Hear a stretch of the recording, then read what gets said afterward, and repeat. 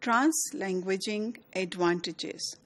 Translanguaging, as discussed, embedded in the classrooms or some other form of translanguaging, has several advantages.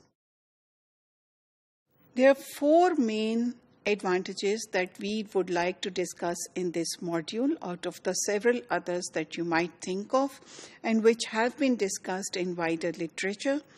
The first one is that it leads to a deeper understanding of the subject content. When the same subject content is offered in both languages, then it enables the learners to engage with the text more deeply. Please remember that we are not saying that the same chapter or the same content is being given in another language. However, what we are saying in this kind of arrangement, we are saying that subject-related content, which might not be the same, will be provided either in the form of writing or in terms of reading in another language. So the two different languages complement the different tasks around which a lesson is planned. So over here, this leads to a deeper understanding because there is space for learner agency. Now, under the sociocultural theory of learning, we say that learning simply does not happen when we, for instance, conduct a lecture. The learners themselves pick up those specifics that interest them and which relate them, and they use their agency to co-construct knowledge. In this case, since they can understand what is going on, they can relate it. And if there is something that is not clear, think how would you make sense of a lecture that is delivered in French or delivered in Arabic if you do not understand that language? How long can you focus on that subject to give you an example in this context? So what happens in translanguaging is that the teachers try to build on the language that the learners already have. And by inviting the language of the students in their classrooms, they are able to know what they know. They are able to bring about discussions, and they can then connect what they are being taught in this new subject.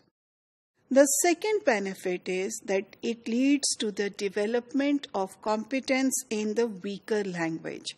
So what happens in translanguaging arrangement is that the learning of the new language, may it be the minority language or may it be the second language, depending on where the students are coming from, this kind of arrangement allows them to have these opportunities where their stronger language is supporting their weaker language, and it acts as like a scaffold, like an initial structure that you put below a building, or when you are putting the roofs of your newly constructed houses, when you put this whole structure to give it some sort of support, and you take away that support later on if you think the roof is strong enough to hold on its own.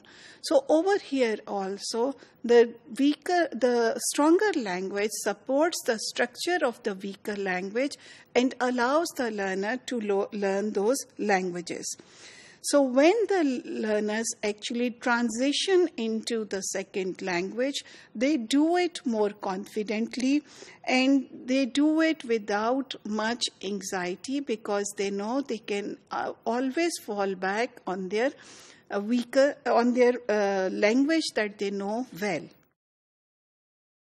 Then a very important benefit of translanguaging is this home-school cooperation or home-school connect, which has been discussed much in the wider literature.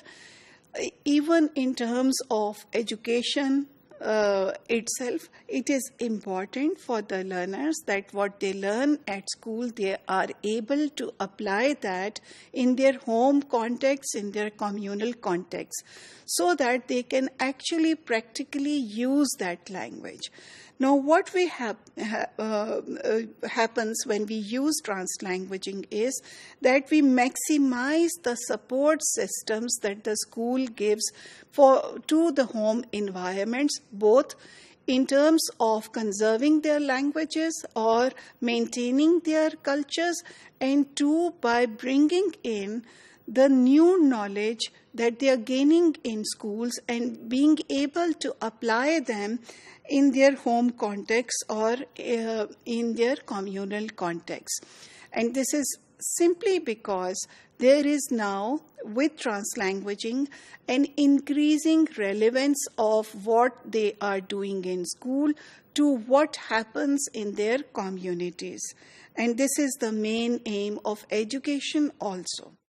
Lastly, we will say that the benefit of translanguaging is that it leads to the integration of students who are fluent in one language and weaker in the other language.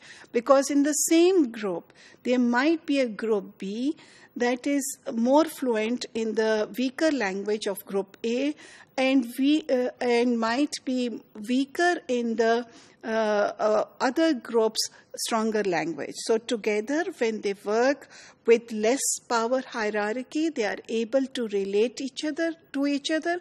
And not only this, they are able to help each other develop these what we call communities of learning to support each other in learning. So in this way, both languages are encouraged in classrooms.